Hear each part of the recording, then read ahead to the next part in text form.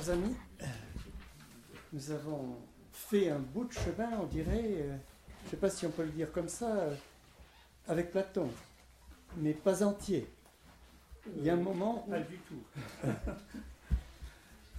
Non, parce que... où les chemins se séparent. Ah oui, non, mais dire, Platon, c'est très bien ce qu'il découvre, l'idée, c'est très beau. Mais ce qu'il en fait, c'est une catastrophe. Tout le long de l'œuvre, alors, vous diriez qu'il n'y a pas un tournant au moment donné. Non, il n'y a rien, le sauve, rien. Donc Platon... Exit. Oui. Nietzsche disait quand même de lui que c'était la plus belle plante de l'Antiquité. Oui, empoisonné par Socrate. Oui. Il a été empoisonné. Non, mais c'est un très bon penseur. Hein. Il n'en est pas sorti, visiblement, parce que vous en avez... C'est un éloge dans l'autre. Oui, c'est ça. C'est ça, c'est comme l'injure de la beauté. En fait, on n'en est pas sorti, parce qu'on dirait que toute la modernité est anti-platonicienne. Donc, elle dépend de lui. Disons, moi, je serais, quant à moi, porté à penser que tout ça, ce sont encore une fois des raccourcis dépassables, parce que, enfin, ou bien indépassables, ou bien auquel on peut tourner le dos, au sens où platonisme ou anti-platonisme, ce sont encore des façons de faire court devant des problèmes complexes qui, peut-être, ne nous laissent pas d'autre voie de réponse que tout autre. On retombe un peu dans la situation dans laquelle nous étions tout à l'heure, si vous voulez, au sens où si la seule réponse possible qui légitimement pour nous c'est le poème, peut-être que ça n'est pas par la voie de la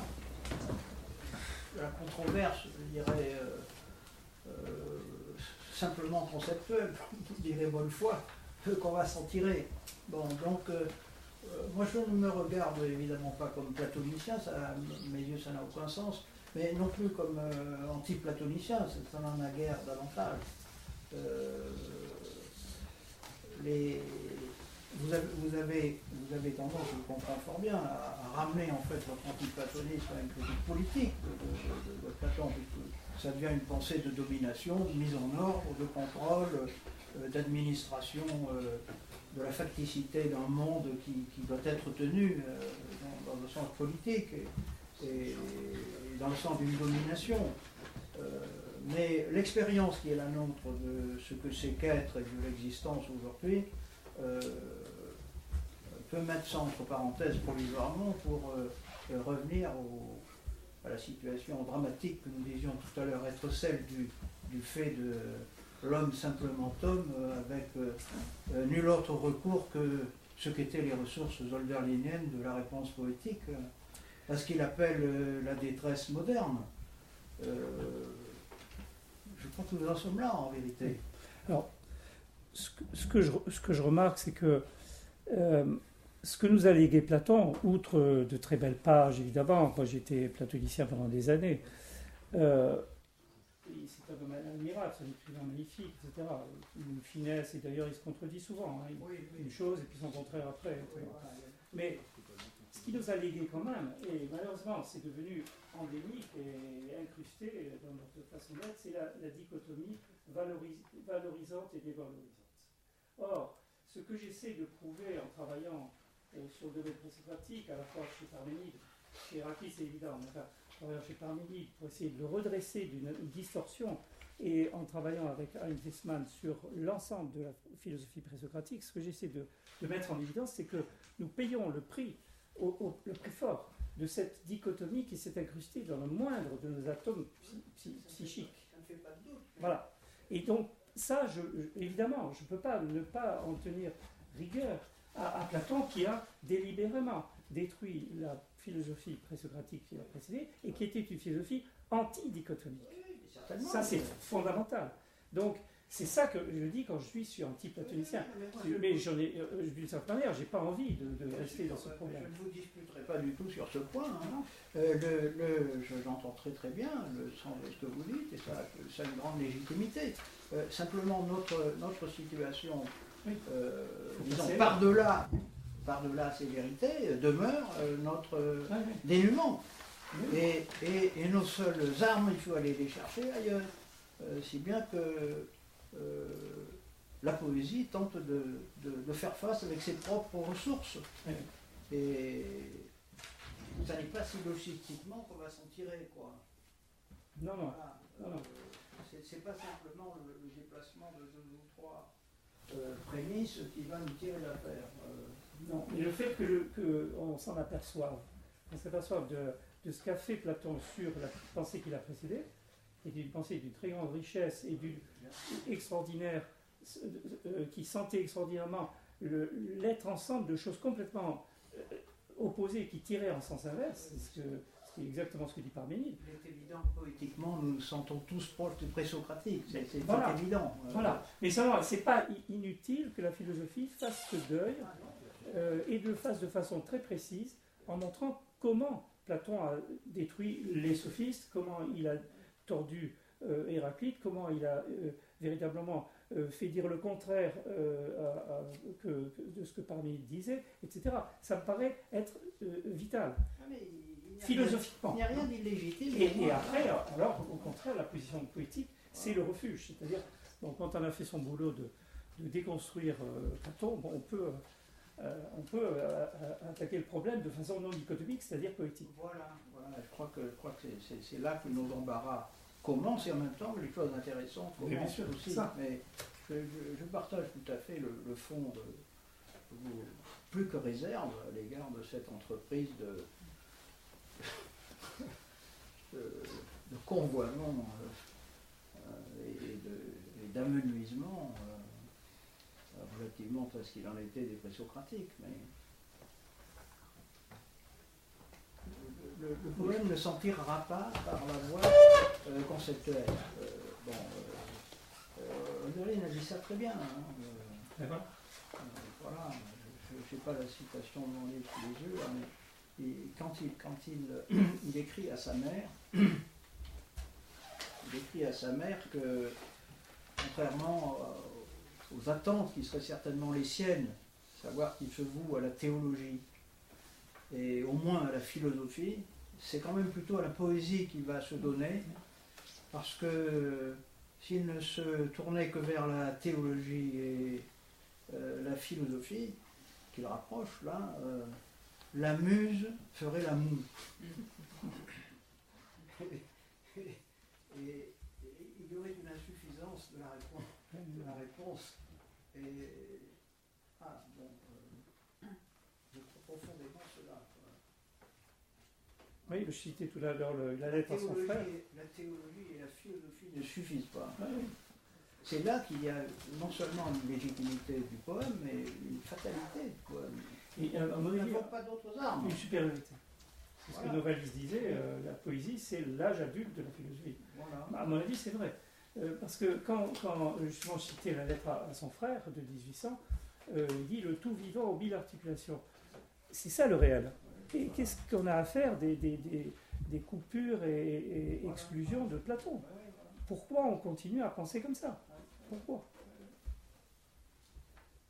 Et justement, il y a un problème d'âge, il y a un problème d'immaturité de l'esprit, notamment en Occident, qui fait qu'on n'arrête pas de penser 2 à 2, et en plus, non seulement 2 à 2, à la limite on pourrait penser 2 à 2, parce que les Grecs avaient ce qu'on appelle le symbolon.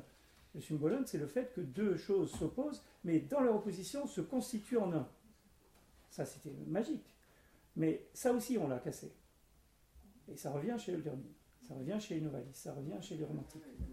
Donc, je crois quand même que c'est des choses qu'il faut philosophiquement dire une fois pour toutes et passer tourner la page, arrêter. Pour justement dire ce que je crois, c'est que le discours poétique est supérieur.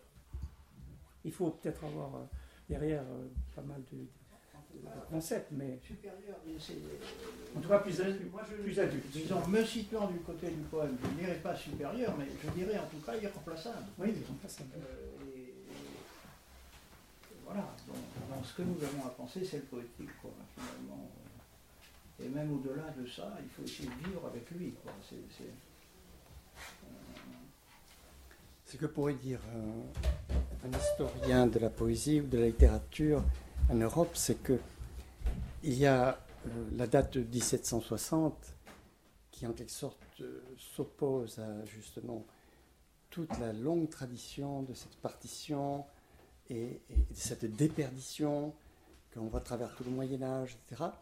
Et que là commence avec les Allemands, avec les Anglais, puis avec, disons, un peu nos romantiques, puis les post-romantiques jusqu'aux symbolistes, commence justement, là, au contraire, l'influence de Plotin, le néoplatonisme qui est en fait Plotin, qui s'oppose à Platon sur la question de la beauté, en disant que la beauté peut être une initiation à l'être, à la vérité. Et là, on voit que c'est ce qu'on appelle le poétique, maintenant, vient de cette tradition qui s'opposait à 20 siècles, précisément, cette opposition à laquelle tu nous ramènes avec les autres, s'opposait à 20 siècles de tradition pour orienter une autre ouverture, donc, et là, où on est encore, c'est-à-dire que on verra si autour de Michel nous arrivons à préciser vers quoi tend cet ouvert qui se substitue à la partition entre sensible et intelligible, par exemple, ou transcendance et immanence, ça va être tous les contraires. Donc on va voir si à la fin du colloque, il y a une... Oui, justement, en 1760, c'est pas loin de cette opposition dans la conception de la philosophie de l'histoire entre Kant et tous les philosophes du XVIIIe siècle et Herder, qui n'a absolument pas la même conception, et qui a une conception qui est une sorte de circularité qui se produit en se développant à partir de l'interne, et non pas quelque chose qui serait comme un fil tendu vers un point paradisiaque, etc. Ça, c'est quelque chose qui a scandé la constitution de notre Occident et tous ces derniers siècles. Et c'est au niveau de la pensée que, d'une certaine manière, à mon sens, l'erreur s'est faite et s'est perpétuée. Herder, on ne l'a pas du tout écouté, on ne l'a pas du tout entendu. Oui, c'est vrai. Oui. C'est juste une petite question, Marie. peut-être anecdotique. Ton premier schéma, la Wirkungskreis, c'est le quadripartite heideggerien. Oui, ça devient le cadre ou le quadripartite heideggerien. Où se tient le poème. Merci. Où se tient le poème, où se tient l'art aussi, l'œuvre d'art, etc. Bien sûr. Bien sûr. Ça veut dire que c'est un point où il n'y a pas possibilité de dichotomiser sauvagement. C'est impossible, puisque c'est tenu des deux côtés, et qu'en plus, dans le quadripartite, normalement, l'opposition entre ciel et terre n'est pas une opposition dichotomique, au sens où le ciel serait moins que la terre, etc. Donc, évidemment, quand on est dans le 5, ce que Mattei appelait la pintade, on est dans le maximum d'articulation. Le tout vivant aux 1000 articulations. C'est pour ça que j'ai fait ces schémas, c'est pour montrer que la pensée romantique, en fait, est extrêmement rigoureuse et qu'elle s'appuie sur des schèmes qu'on peut matérialiser et dans lesquels on cherche d'abord à éliminer totalement les oppositions dichotomiques et valorisantes, dévalorisantes, et à retrouver un foisonnement, un empiètement d'oppositions qui se tiennent de telle façon qu'aucune ne peut être jetée par-dessus bord. Sauf que quand le poème advient, le schéma disparaît. C'est-à-dire que, pour moi, le poème déborde tout schéma, toute configuration, je dirais. Voilà, ça nous aide à penser d'une certaine façon, mais. Oui, bien sûr. Dans la mesure aussi schématique, c'est uniquement conceptuel. Mais le poème, c'est la réalisation de cette multi-articulation qui éjecte toute possibilité d'exclusion. Tout est réinséré dans le poème parce que tout est pris à sa place et dans son rôle, et que la moindre chose du vivant, un peu comme la tique chez von Uexküll ou bien le ver luisant chez Dröscher, à sa place très précise, et vaut pour lui-même. C'est pour ça que j'ai créé carrément un mot pour plus avoir le mot valeur à utiliser, que j'ai en fait pas créé, mais j'ai utilisé le mot valence. En disant la valence ontologique, c'est le fait que chaque chose a sa place et son rôle à point nommé dans le système. Et donc le poème réalise ça. Mais on ne peut pas faire autrement que d'avoir des concepts, dans la mesure où la poésie, même la poésie, c'est des concepts. Hein. Bien sûr, mais le mode d'opération du poème, voilà. On l'appellera musical, ou on l'appellera esthésique, ou on l'appellera... oui, voilà, esthésique. Et ce qui importe dans le poème, c'est le poème, je veux dire son énergie, sa puissance d'emportement, sa faculté d'opposer exactement à ces 1000 articulations du réel, quelques éclats qui sont sa seule puissance en vérité. Ils sont sa seule puissance et en cela notre seule puissance. À supposer que nous ayons une quelconque puissance. Ce ne peut être que celle-là. Disons par expérience. En tout cas. Mais alors justement, c'est autre chose qui m'intéresse du côté de l'ethnographie, c'est que si on suit les conclusions d'un grand technographe actuel qui est Marcel Hénaff, qui travaille à San Diego, on s'aperçoit que le fondement de la société traditionnelle, c'est le don, et le don en tant que réciproque, cérémoniel et réciproque. Or, si on regarde bien, ce modèle-là, c'est un modèle justement qui n'exclut pas et qui au contraire réintègre sans arrêt. Toujours en créant des oppositions factices, du genre totémique ou exogamie, etc., mais en se profitant de ces positions pour renforcer la puissance. Donc on voit bien qu'il y a eu de la pensée qui était forcément conceptuelle, mais qui en même temps était vivante, et qui a créé des unités vivantes.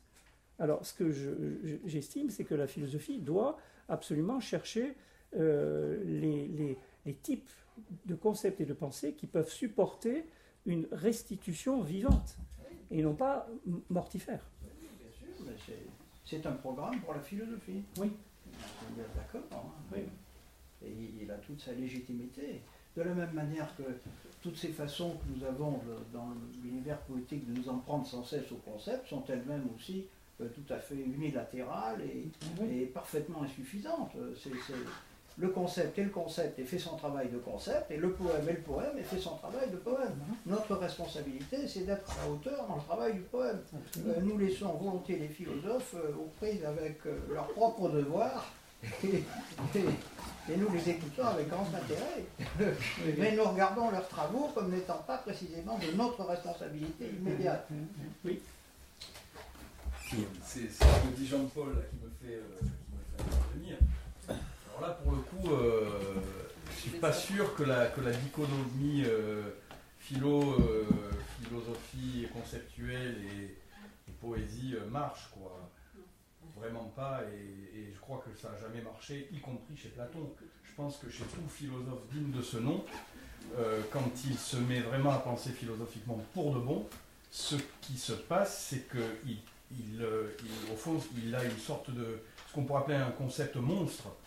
C'est un pléonasme pour moi. Un concept philosophique, c'est toujours un concept monstre. Monstre veut dire au sens où il n'est pas formé, quoi. Il est arrêté dans sa formation, puisqu'il a justement buté sur l'impensable de l'être qu'il prétendait saisir, y compris chez Hegel. Je vous donne juste un exemple. Je prends Hegel exprès, parce que Hegel, c'est le concept, et enfin, on a vite fait d'enfermer Hegel dans des clartés qui ne le regardent pas. Hegel dit, la philosophie, c'est un cercle qui revient sur lui-même. Oui, ça veut dire un cercle en train de revenir sur lui-même. C'est pas un cercle fermé. Et c'est précisément le cercle, le mouvement du concept en train de se former qui est la pensée philosophique. Mais un concept qui serait bien formé, ce serait de la logique. Mais la pensée philosophique n'a jamais été de la logique. Et de ce point de vue-là, moi je pense que la nature poétique de la philosophie est une constante depuis le début. Et y compris chez Platon. Par exemple, vous rappeliez, je donne un exemple, vous rappeliez qu'il n'y a pas le monde des idées chez Platon. Absolument. Il parle de la région intelligible et de la région sensible. Pourquoi ? Parce que ce sont deux régions d'un seul et même monde. L'idée de monde chez les Grecs, c'est un monde clos. S'il devait y avoir un monde intelligible, un monde des idées, celui-ci serait sans rapport et coupé du monde du sensible, et l'idée perdrait sa fonction, puisque qu'est-ce que c'est que la fonction de l'idée ? C'est d'assurer la possibilité de la pensabilité du sensible, de ce qui justement représentait, ce qui était réfractaire à l'intelligible. Alors, Donc pour moi, un concept philosophique digne de ce nom, et d'ailleurs je ne peux pas citer un seul exemple de concept chez un grand philosophe, Et des sciences politiques. qui, voilà, et parce qu'il est, c'est moi ce que j'appelle une sorte de pseudo-concept, ou non, plutôt de quasi-concept. Je dirais un quasi-concept, vous voyez, c'est presque un concept, mais parce que si c'est vraiment un concept, ben c'est des maths ou de la logique, c'est plus de la philo. oui, c'est ce que dit Chapelle, la métaphore. Mais alors, je ne suis pas d'accord du tout sur Platon, parce que Platon, sa position sur les idées, c'est que d'une part, il y a très peu de philosophes qui peuvent l'atteindre, peut-être 2, peut-être 1, peut-être 0, et que, deuxièmement, l'idée, elle est autostante, elle se tient elle-même toute seule, elle précède absolument tout monde et tout homme, et par conséquent, elle n'a pas pour vocation d'être pensable. Elle est pensable, ça veut dire qu'il est possible de la penser, mais elle n'est pas faite pour la penser. Donc, au fond, on peut très bien poser le caractère divin des idées chez Platon comme un monde coupé. C'est un tombeau, non? Bon, pour moi, c'est rien. Enfin, ça veut dire c'est quelque chose d'intéressant en tant que rapport de rapport. Ça me passionne. La dialectique divisante et son rapport de rapport, c'est passionnant. Et c'est pour ça que, bien entendu, il y a des choses chez Platon qui sont magnifiques, merveilleuses, etc., qu'on n'arrêtera pas de commenter. Mais le fait qu'il est capable de couper littéralement entre le corps et l'âme dans le Phédon 67, et qu'il est capable de couper entre l'intelligible et le sensible, parce que l'idée n'en a rien à faire du monde, puisqu'elle est l'origine du monde, et qu'elle est, au fond, la graine de toutes les réalités sensibles qui sont elles-mêmes périssables. Donc, c'est ça, c'est cette coupure-là que je conteste. Je suis d'accord que Platon est un grand penseur, et qu'il y a chez lui des monstres de genre idée. D'ailleurs, Deleuze, il rend hommage à l'idée platonicienne. Mais en même temps, Platon, et c'est le problème justement qui nous est légué dans la philosophie, c'est que tout un aspect de la philosophie platonicienne, en tant qu'elle continue de traiter cette catastrophe de la pensée, qui est de couper entre deux réalités qui, par elles-mêmes, sont liées. Et c'est exactement ce que tu disais. Ton idée, c'était que le monde des idées et le monde de notre sensible est quand même relié. Ben, je pense que chez Platon, non. Mais si. Sinon, il n'y aurait pas de philosophie platonicienne. Sinon, enfin, on ne va pas faire une discussion sur Platon, mais je veux dire, d'abord, Platon est extrêmement méfiant et ironique envers la méthode des dichotomies. Par exemple, dans le prologue du Politique, pendant toute la première partie, il développe, alors, il y a la pêche en haut, en bas, il y a l'homme à poil, l'animal, le ceci, les cornes, pas les cornes et tout ça. Et puis arrivé au bout de 20 pages, l'étranger dit à Socrate le jeune, qui n'est qu'un pseudonyme, il dit bon, allez, arrête tes bêtises, on recommence, là on a fait n'importe quoi. Donc la méthode des dichotomies dans le politique, elle est invalidée comme une bouffonnerie. On va recommencer, le politique recommence au bout de 30 pages. Parce qu'il nous a égarés dans des dichotomies, il dit tu vois bien que ça ne marche pas. Et comment il s'en sort? Il dit, mais tu sais, parce que ça arrive évidemment à l'homme et le reste. La dernière ultime dichotomie, c'est l'homme et le reste. Et l'étranger, il dit à Socrate le jeune, il dit, tu sais, ouais, en fait, ta dichotomie, c'est quand même un peu balourd ton affaire, parce que une grue, l'oiseau, il y a fort à parier que pour elle, elle coupe le monde en deux, le monde des grues et le reste. Et dans le reste, il y a les hommes. Alors tu vois, ça ne nous amène pas loin. Et là où c'est très fort, et là où c'est politique, c'est que l'étranger, Xénos, l'étranger, fait une leçon aux Athéniens, parce qu'il n'est pas athénien lui. Il dit d'ailleurs, vous les Athéniens, vous avez un peu des idées de grue si on y pense. Parce que vous opposez, nous les Athéniens, et les barbares. Et vous les barbares. Or il y a, dit Platon en grec, écoutez bien, en grec, je dis le mot en français, mais c'est le grec, une asymphonie des langues, de l'infinité des langues. Et c'est ça que vous devez vous mettre dans la tête. Et que vos dichotomies, nous les Athéniens et vous les barbares, nous empêchent de voir et d'entendre. Vous passez à côté de la symphonie de l'infinité des langues. Donc, c'est un peu plus complexe que ça. Ah, c'est toujours plus complexe. C'est clair, parce que c'est réel. Mais il y a quand même une personne qui a approché Platon pendant 20 ans, qui s'appelle Aristote, et qui lui a reproché d'avoir séparé. Ça va.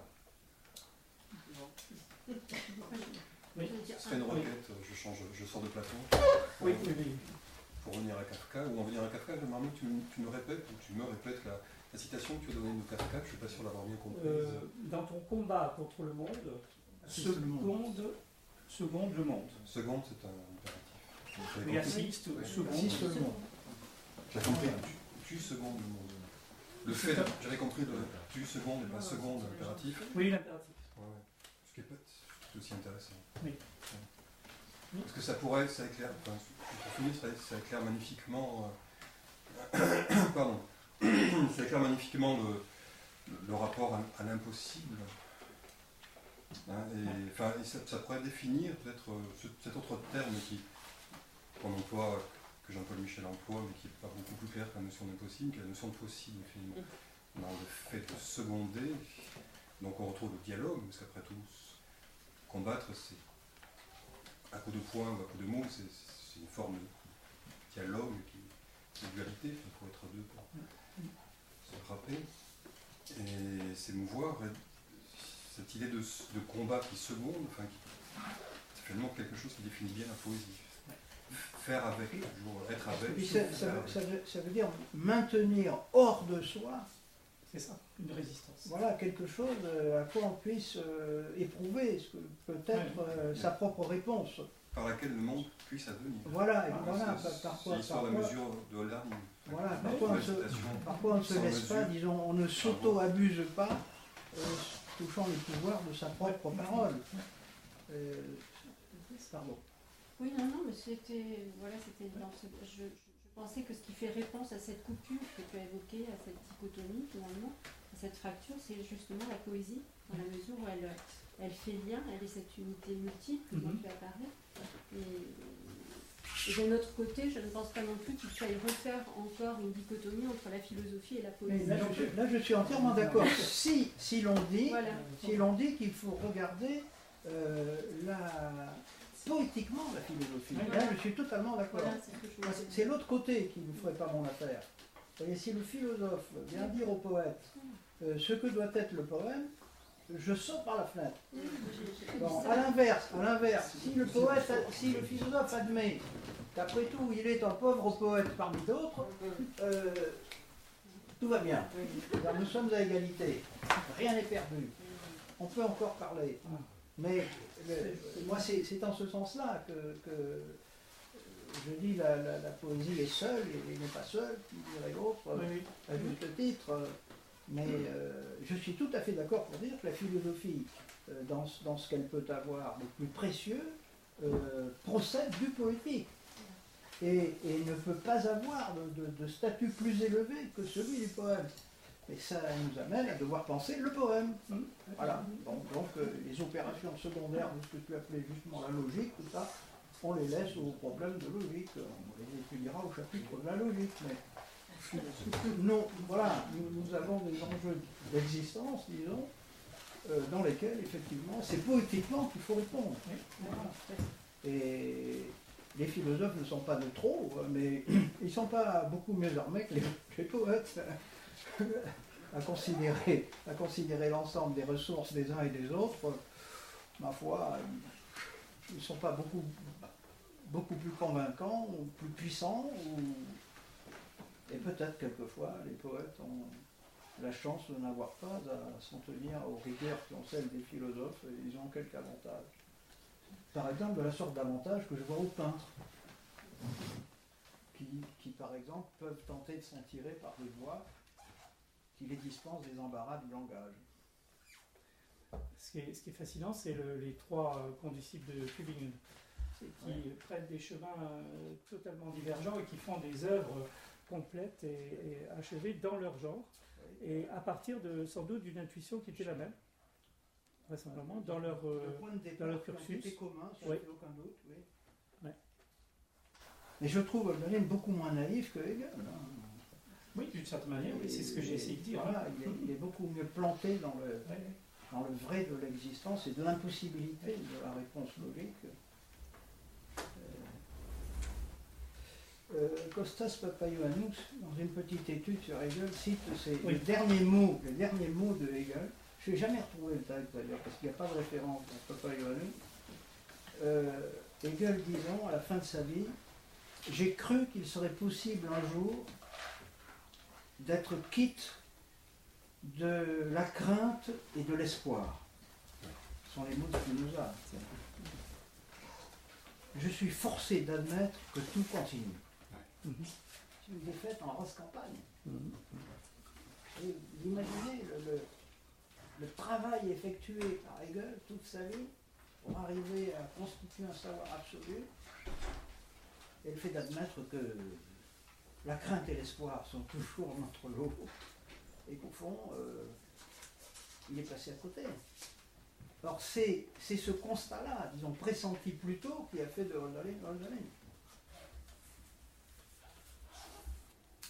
Hölderlin n'a jamais pensé que nous en serions quittes un jour, la crainte et de l'espoir. Et c'est là qu'il y a une puissance du politique qui l'emporte sur la dispersivité bien intentionnée de Hegel, qui apparaît comme un très brave garçon, avec beaucoup de bonne volonté, un énorme travail, mais au bout du compte, le naïf, c'est lui. Et le point de vue lumineux, c'est celui du malheureux l'enfant perdu de Tübingen. Bon, donc voilà, la poésie n'est pas sans ressources. La preuve, Hölderlin. Et le mot de Kafka, toi aussi tu as des armes. Voilà, ce ne sont pas celles du savoir absolu, mais sont celles de la réponse politique. Papa Ioannou, pour l'histoire, partageait plus qu'une chose avec cette phrase, puisqu'il s'est suicidé très peu de temps après. Mais j'aimerais bien trouver le texte exact de Hegel dans lequel se trouve ça. Ça doit être peut-être dans des lettres de la fin. Et tu le sais. Non. Parce que c'est cité sans référence. Ouais.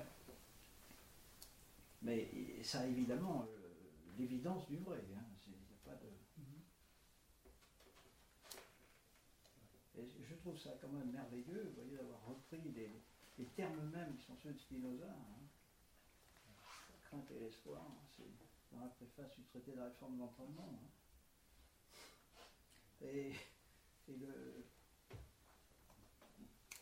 le long travail hegelien, savourant en vérité, prendre conscience, une espèce de façon d'avoir patiné à vide là, à côté de la chose vraiment cruciale. Hein. Est-ce qu'on peut vous demander combien de temps vous avez cru vous dépasser la crainte et l'espoir? Je pense que ça a duré le temps de l'illusion politique, quoi. Quelques années. Et nous étions très sûrs d'être beaucoup plus forts que tout le monde. Et que les choses allaient changer pour de bon. Donc ça, c'est l'expérience de cette naïveté-là. Après la Révolution française, ils l'ont tous faite. Et nous l'avons faite sans même la Révolution française. Donc l'enthousiasme est une puissance d'illusion, sans égal. De merveilleuses illusions d'ailleurs, le temps qu'elles durent. Là, on était à peu près à 76, 1976. À peu près, oui. À peu près, ouais.